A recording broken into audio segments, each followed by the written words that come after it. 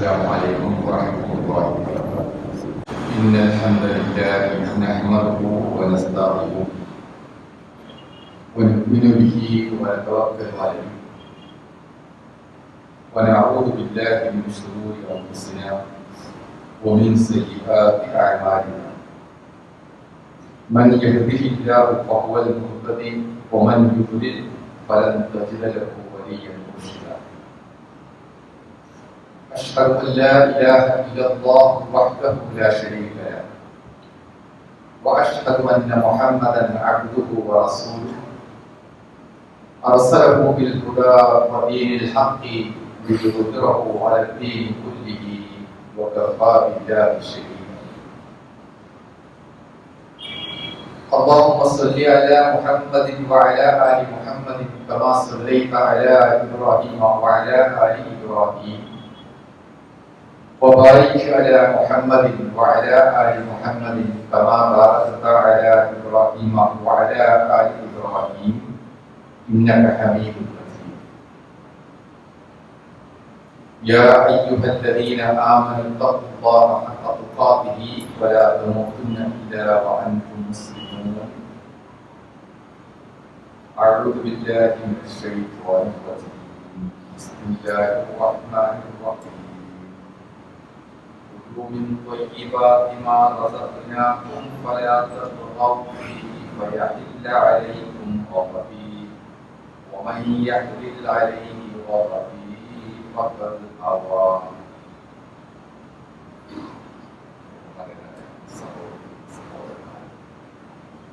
അല്ലാഹു നമ്മെ ഏൽപ്പിച്ചിരിക്കുന്ന എല്ലാ കാര്യങ്ങളും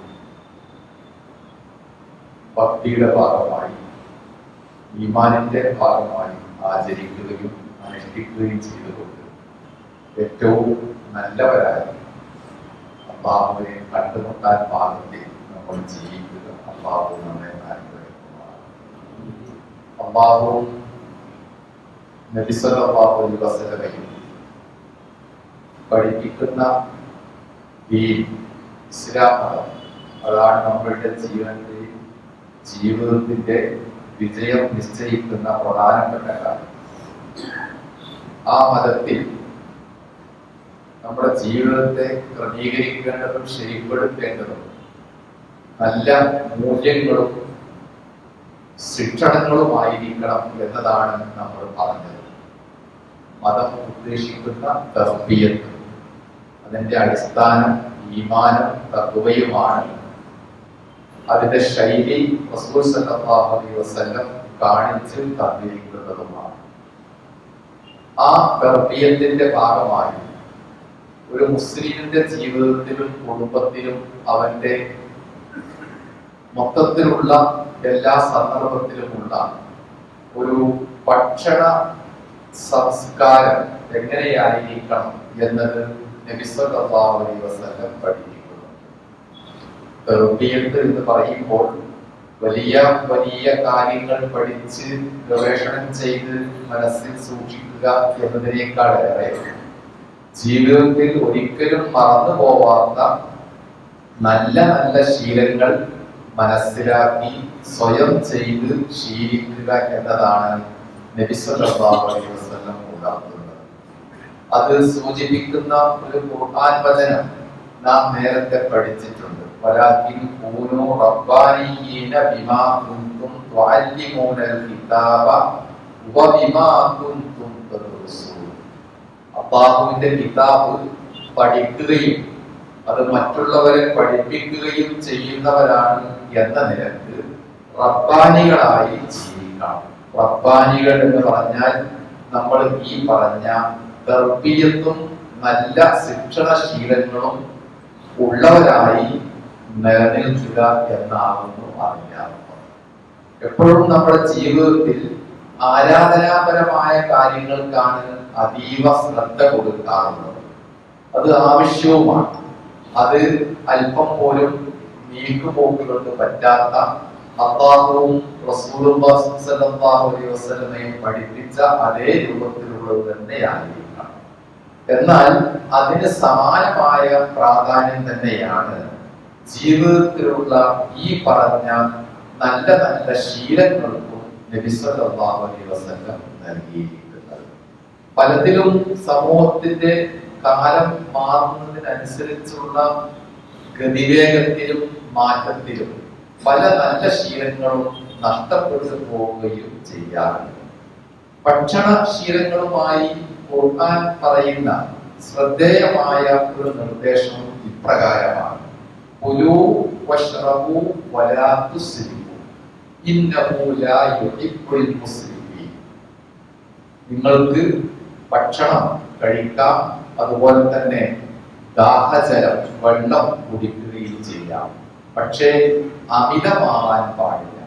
അമിതമാവുക എന്നത് പടച്ചവന് ഇഷ്ടമില്ലാത്ത കാര്യമാണ്. അമിതം എന്നത് ഭക്ഷണത്തിലും വെള്ളത്തിലും മാത്രമല്ല, ഒരു സന്ദർഭത്തിലും ജീവിതത്തെ വിനിയോഗിക്കുന്ന ഒരു കാര്യത്തിലും അമിതമാവുക എന്നത് ഒരു നല്ല കാര്യമായിട്ട് മതം കാണുന്നത്. നമ്മൾ ഒരു അബദ്ധം പറ്റിയാൽ അല്ലാഹുവേ പൊറുക്കണമേ എന്ന് പറയാറുണ്ട്. അതേസമയം ഒരല്പം ഭക്ഷണം അധികം കഴിച്ചു പോയാൽ അസ്തഗ്ഫിറുല്ലാഹ് നമ്മൾ പറയുമോ? ഇല്ല. അത് ഒരു തെറ്റല്ല, ആ പരിധിയുടെയും പുറത്തല്ല എന്നാണ് സാധാരണ വെപ്പുകൾ. അപ്പോൾ മിതത്വം എന്ന പരിധിക്ക് അപ്പുറത്തേക്ക് ഭക്ഷണം കഴിച്ചാലും വസ്ത്രം ധരിച്ചാലും എന്താണെങ്കിലും അതിൽ ഒരു ശരികേട്, ഒരു അബദ്ധമുണ്ട് എന്നാണ് ഖുർആന്റെ വിലയിരുത്തൽ. സാധാരണഗതിയിൽ ഒരു അബദ്ധം പറ്റുമ്പോഴുള്ള മോചന പ്രാർത്ഥനയും മനസ്സിലുള്ള കുറ്റബോധവും അത്തരം സന്ദർഭങ്ങളിലും ഉണ്ടാവണം എന്നാകുന്നു അതിന്റെ അർത്ഥം. സ്വാഭാവികമായും ഈ നല്ല ശീലങ്ങൾ നബി പഠിപ്പിക്കുന്നത് ആചരിക്കാൻ വളരെ ലളിതമാണ്, പ്രായോഗികമാണ്. നാടും വീടും ചുറ്റുപാടും എത്ര മാറിയാലും റസൂലുള്ളാഹിയുടെ അധ്യാപനങ്ങൾക്ക് കാര്യമായ ഭേദഗതി വേണ്ടി വരില്ല. പക്ഷേ അതിനേക്കാളേറെ വേഗത്തിലും ശക്തിയിലുമാണ് നമ്മളുടെ സമൂഹവും സാമൂഹികാവസ്ഥകളും മാറിക്കൊണ്ടിരിക്കുന്നത്. അതുകൊണ്ട് ദീനിയായ ഈ നല്ല ശീലങ്ങളെക്കാളേറെ നമ്മളെ സ്വാധീനിക്കുന്നത് സമൂഹത്തിലുള്ള ശീലങ്ങളും സമ്പ്രദായങ്ങളും ആചാരങ്ങളും ഒക്കെയാണ്. അവിടെയാണ് അല്ലാഹുവിന്റെയും റസൂലുള്ളാഹിയുടെയും ഈ നിർദ്ദേശങ്ങളെയും തീരുമാനങ്ങളെയും എങ്ങനെയൊക്കെ പ്രായോഗികമാക്കി ജീവിതത്തെ ലളിതമാക്കാൻ സാധിക്കും എന്നുകൂടി നമ്മൾ അറിയേണ്ടത്. മറ്റൊരു ആയത്തിൽ അല്ലാഹു പറയുന്നത് കുലൂ വശ്റബൂ കുലൂ മിൻ ത്വയ്യിബാതി മാ റസഖ്നാകും.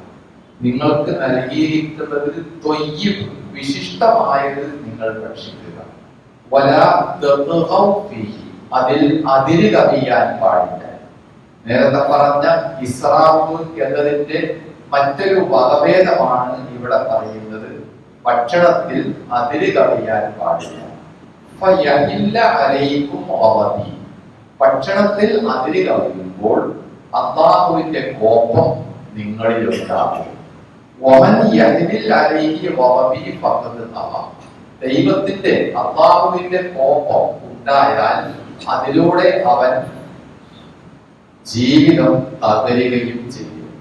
ഇതാണ് ഭക്ഷണവുമായി ബന്ധപ്പെട്ട ഗൗരവമേറിയ രണ്ടാമത്തെ ഓർമ്മ. ഇതിന്റെ എല്ലാം വിശദീകരണമായി റസൂൽ സല്ലല്ലാഹു അലൈഹി വസല്ലമയും ചില കാര്യങ്ങൾ പറഞ്ഞു. കുലൂ വശ്റബൂ വതസദ്ദഖൂ വൽബസൂ ഫീ ഖൈരി ഇസ്റാഫിൻ വലാ മഅ്സിയ. ജീവിതത്തിലെ പ്രധാനപ്പെട്ട ഭാഗം തന്നെയാണ് ഇവയെല്ലാം. നിങ്ങൾക്ക് ഭക്ഷണം കഴിക്കാം, കുടിക്കാം, സ്വതക്ക ചെയ്യാം, വസ്ത്രം ധരിക്കാം, പക്ഷേ രണ്ട് നിബന്ധനകൾ മാത്രം. വൈരി ഇസ്റാഫ്, അമിതമാവാൻ പാടില്ല. വലാ മഹീല, അഹങ്കാരങ്ങൾക്കോ ദുരഭിമാനങ്ങൾക്കോ വേണ്ടി ആവാനും പാടില്ല. ഈ രണ്ട് ഇടങ്ങളിലാണ് ഇന്ന് സമൂഹം തെറ്റായ വഴിക്ക് അല്പമൊക്കെ, ചിലപ്പോൾ കൂടുതലായി സഞ്ചരിച്ചു കൊണ്ടിരിക്കുന്നത്. നമ്മളുടെ ഭക്ഷണ സംസ്കാരം വിശപ്പടക്കുക, ആവശ്യങ്ങൾ നിർവഹിക്കുക, ജീവൻ നിലനിർത്തുക എന്നതിനേക്കാളേറെ ഈ പറഞ്ഞ ദുരഭിമാന പ്രകടനങ്ങൾക്ക് വേണ്ടിയാണോ എന്നത് ചിന്തിക്കണം.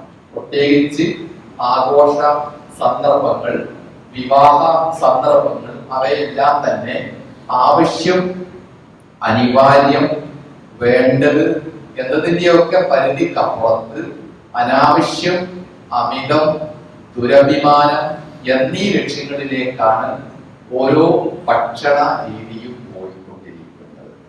ഒരാൾക്ക് വിവാഹം നടത്താം, അയാളുടെ കൂട്ടുകാരെയും ബന്ധുക്കളെയും ഒക്കെ അതിഥികളായി ക്ഷണിക്കാം, അവർക്ക് മാന്യമായ ഭക്ഷണം കൊടുക്കുകയും ചെയ്യാം. അതൊന്നുമല്ല നമ്മളുടെ വിഷയം. അതിന്റെയും അപ്പുറത്ത് ഈ പറഞ്ഞ മേഖലകളെല്ലാം ആവശ്യം എന്നതിനേക്കാളേറെ തന്റെ ഒരു സ്റ്റാറ്റസ് സിംബൽ, ദുരഭിമാന പ്രകടനത്തിന് വേണ്ടിയുള്ള സന്ദർഭമായിട്ട് വിവാഹ സദസ്സിനെയും ഭക്ഷണത്തെയും കാണാൻ പാടില്ല എന്നാകുന്നു ഈ ഹദീസിന്റെ മറ്റൊരു താല്പര്യം. അപ്രകാരം തന്നെ 3 പ്രധാനപ്പെട്ട ലക്ഷ്യങ്ങളിൽ അധിഷ്ഠിതമായിട്ടാണ് ഇസ്ലാമിലെ ഭക്ഷണ സംസ്കാരം റസൂൽ സല്ലല്ലാഹു അലൈഹി വസല്ലം നിശ്ചയിച്ചിരിക്കുന്നത്.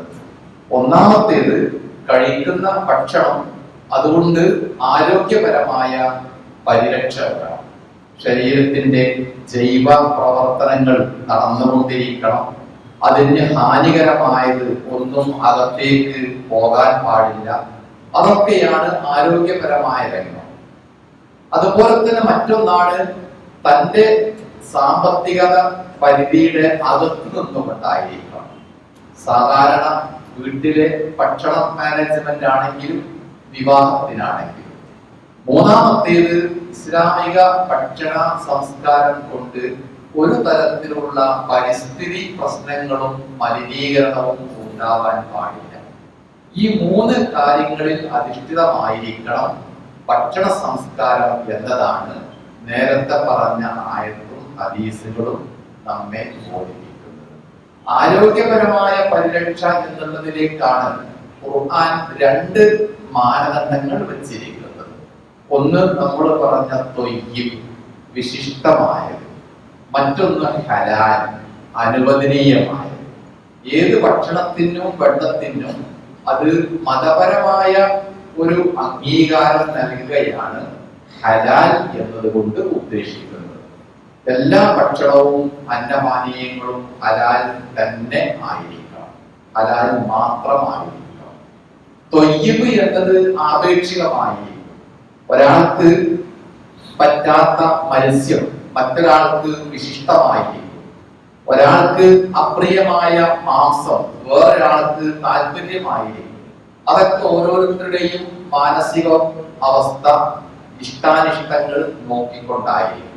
എന്തായിരുന്നാലും ശരീരത്തിന് പറ്റുന്നതും മതപരമായി അനുവാദം ലഭിച്ചിരിക്കുന്നതുമായ ഭക്ഷണമാണ് ഒരു മുസ്ലിമിന്റെ ഭക്ഷണ സംസ്കാരമായി സ്വീകരിക്കേണ്ടത് എന്നതാണ്.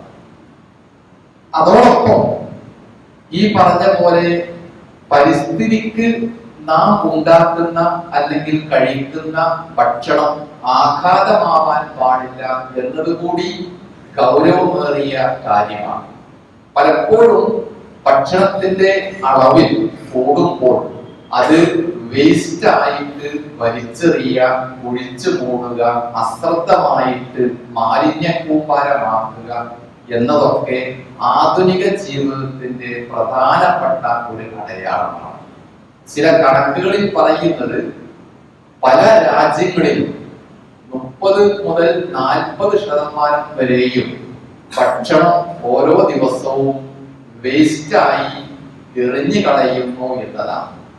അത് കല്യാണം പോലുള്ള ആഘോഷാവസരങ്ങളിലല്ല, സാധാരണ ജീവിതത്തിൽ തന്നെ സമ്പന്ന രാജ്യങ്ങളിലും സമ്പന്ന കുടുംബങ്ങളിലും ഉണ്ടാക്കപ്പെടുന്ന ഭക്ഷണം 60-70% മാത്രമേ കഴിക്കുന്നുള്ളൂ. ബാക്കി ദിവസവും എറിഞ്ഞുകൊണ്ടിരിക്കുകയാണ്. അത് നമ്മളുടെ ഭൂമികയിലുള്ള കല്യാണ സന്ദർഭത്തിലേക്ക് വരികയാണെങ്കിൽ അങ്ങനെ എറിയുന്ന അളവ് കുറച്ചുകൂടി കൂടും. മിക്കവാറും എല്ലാ വിവാഹങ്ങളെയും നിങ്ങൾ വിലയിരുത്തുക. ഒരൽപ്പം ബാക്കിയുണ്ടാവുക സ്വാഭാവികമായിരിക്കും. എന്നാൽ അതിനേക്കാളും കൂടുതലായിരിക്കും പലപ്പോഴും ബാക്കിയാവുന്ന ഭക്ഷണം. അതാവട്ടെ പിന്നീടേക്ക് വെക്കാൻ സാധിക്കുകയില്ല, മറ്റൊരാൾക്ക് കൊടുക്കാനും സാധിക്കുകയില്ല. അപ്പോൾ പിന്നെ സ്വാഭാവികമായ പരിഹാരം ഒഴിവാക്കുക എന്നതാണ്. എവിടേക്കാണ് ഒഴിവാക്കുന്നത്? ഈ മാലിന്യ സംസ്കരണമാണ് അമിതമായ ഭക്ഷണ സങ്കല്പത്തിന്റെ ഏറ്റവും അപകടകരമായ ഒരു റിസൾട്ട്. ഭക്ഷണം മാലിന്യമാകുമ്പോൾ അത് പണം വേസ്റ്റ് ആകുന്നു, അധ്വാനം നഷ്ടമാകുന്നു എന്നതിനേക്കാളേറെ ഭൂമിക്കും ഭൂമിയിലെ ആവാസ വ്യവസ്ഥക്കും അത് ഒരു ഭാരമായി തീരുകയും ചെയ്യുന്നു. ഈ ഭാരം, ഈ മാലിന്യം എങ്ങനെയെങ്കിലും എന്റെ വീട്ടിൽ നിന്ന് ഒഴിവാക്കുക എന്നത് മാത്രമേ ഞാൻ ചിന്തിക്കുകയുള്ളൂ. അത് മറ്റുള്ളവരുടെ വീട്ടിലാവാം, പൊതുനിരത്തിലാവാം, എവിടെയും ആവാം. അതൊന്നും നമുക്ക് പ്രശ്നമാകുന്നില്ല. അപ്പോൾ മൊത്തത്തിൽ മാലിന്യ സംസ്കരണം വളരെ ഗൗരവമേറിയ കാര്യമാണ്. ഓരോരുത്തരുടെയും അവരവന്റെ ഉത്തരവാദിത്വത്തിൽ തന്നെ ആ മാലിന്യം ഉണ്ടാവുന്ന സ്രോതസ്സിൽ തന്നെ അത് പരിഹാരം കണ്ട് ഒഴിവാക്കേണ്ടതുമാണ്.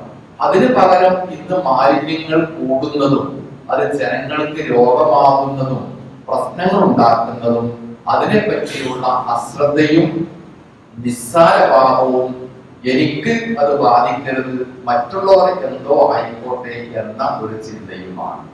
ആൾപ്പാർപ്പില്ലാത്ത, ജനവാസമില്ലാത്ത പ്രധാനപ്പെട്ട റോഡിന്റെ ഇരുഭാഗങ്ങളിൽ നമ്മൾ ശ്രദ്ധിച്ചാൽ അത് കാണും. നേരം വെളുപ്പാൻ കാലത്ത് ആരും അറിയാതെ വാഹനത്തിൽ വന്ന് മാലിന്യ ചാക്കുകൾ വലിച്ചെറിയുന്നത് പതിവ് കാഴ്ചയാണ്. ഈ മാലിന്യമൊക്കെ ഉണ്ടാകുന്നത് ആകാശത്തു നിന്ന് ഇറങ്ങി വീഴുന്നതല്ല. തലേന്നും അതിന്റെ തലേന്നുമൊക്കെയായിട്ട് വീട്ടിലുണ്ടാകുന്ന ഇതുമാതിരിയുള്ള ഭക്ഷണത്തിന്റെ അവശിഷ്ടങ്ങളാണ് ഈ മാലിന്യം. അപ്പോൾ ഭക്ഷണം നിയന്ത്രിക്കുക എന്ന് പറഞ്ഞാൽ ആരോഗ്യത്തിന് പരിരക്ഷയാണ്, പണം ലാഭിക്കാൻ പറ്റും, പ്രപഞ്ചത്തിനും പരിസ്ഥിതിക്കും ഭാരം ഉണ്ടാവുകയില്ല, അല്ലാഹുവിന് ഇഷ്ടമാവുകയും ചെയ്യും. ഈ രൂപത്തിലുള്ള ഒരു കാര്യമാണ് റസൂൽ സല്ലല്ലാഹു അലൈഹി വസല്ലം ഇതിനു വേണ്ടി പഠിപ്പിച്ചിരിക്കുന്നത്. മറ്റൊന്ന്, ഏത് ഭക്ഷണത്തിന്റെ ഏത് അംശത്തിലാണ് ബർക്കത്ത് ഉണ്ടാവുക എന്ന് നിങ്ങൾക്കറിയില്ല എന്ന് റസൂലുള്ള ഒരിക്കൽ പറഞ്ഞിട്ടുണ്ട്.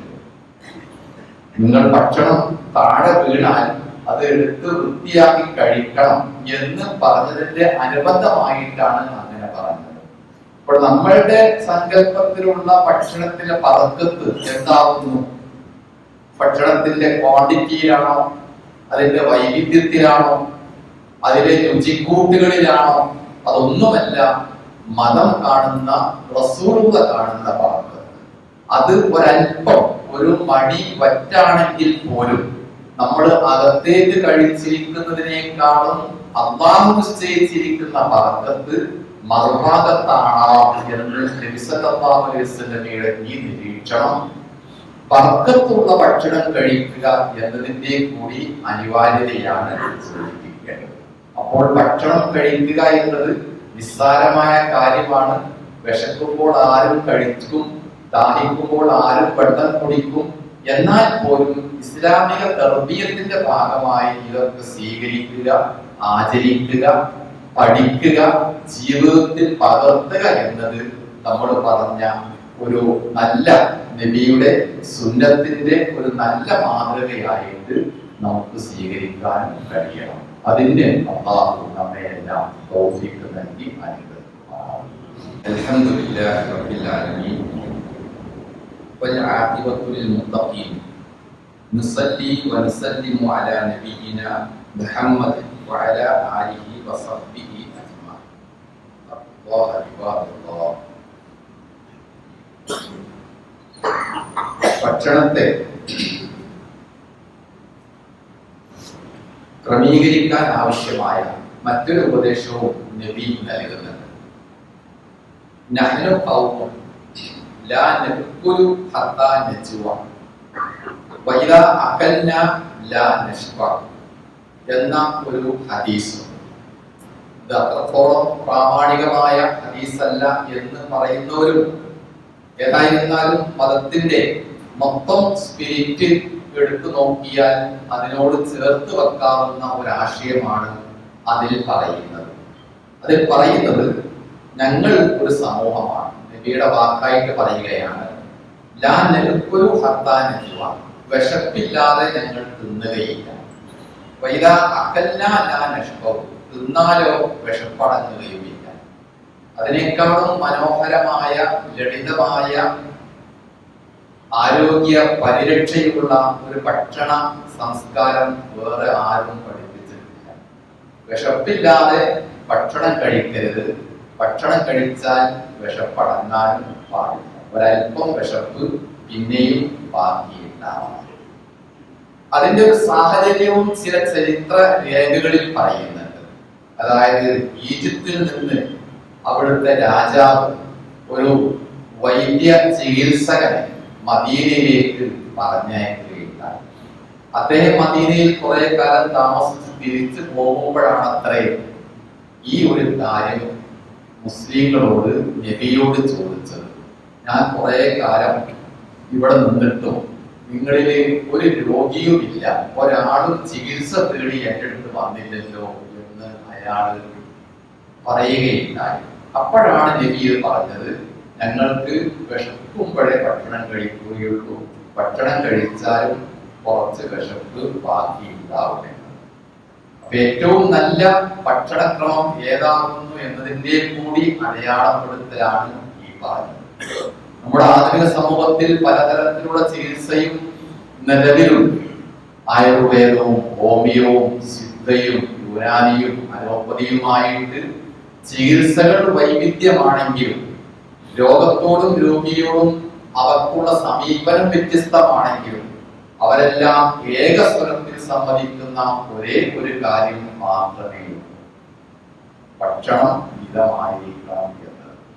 റസൂൽ സല്ലല്ലാഹു അലൈഹി വസല്ലം പറഞ്ഞിരുന്നത് തന്നെയാണ്, വിശക്കാതെ ഭക്ഷണം കഴിക്കരുത്, വിശന്നിട്ട് ഭക്ഷണം കഴിച്ചാലും അല്പം വിശപ്പ് അവിടെയൊക്കെ ബാക്കിയുണ്ടാവണം. അത് ശരീരത്തിന് നല്ലതാണ്, ആരോഗ്യത്തിന് നല്ലതാണ്, ഭക്ഷണം വേസ്റ്റ് ആവാതിരിക്കാനും നല്ലതാണ്. അതോടൊപ്പം ഒരു നല്ല ശീലം ജീവിതത്തിലേക്ക് കൊണ്ടുവരികയും ചെയ്യാം.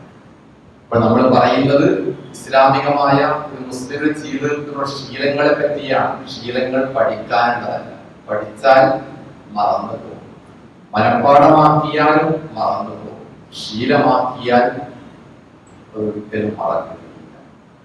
സ്കൂളിൽ പോകുന്ന കാലത്ത് നമ്മൾ പഠിച്ചിരിക്കുന്ന എല്ലാ കാര്യങ്ങളും, റഷ്യൻ വിപ്ലവവും ഇന്ത്യയുടെ പൗരാണിക ചരിത്രമൊക്കെ പഠിച്ചിട്ടുണ്ടെങ്കിൽ നമ്മൾ മറന്നുപോയി.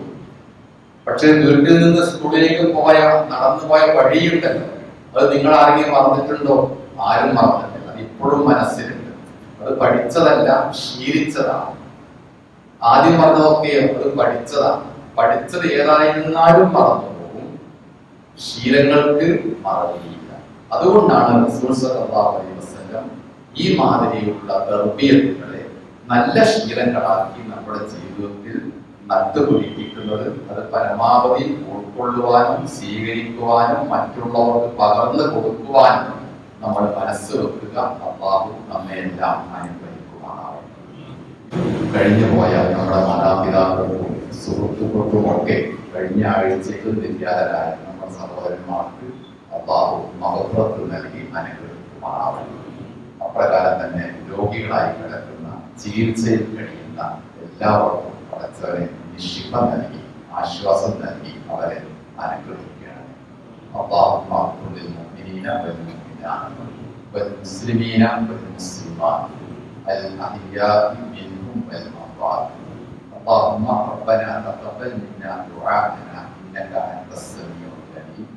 اللهم اجرنا من النار وادخلنا الجنة مع الأبرار يا رب العالمين.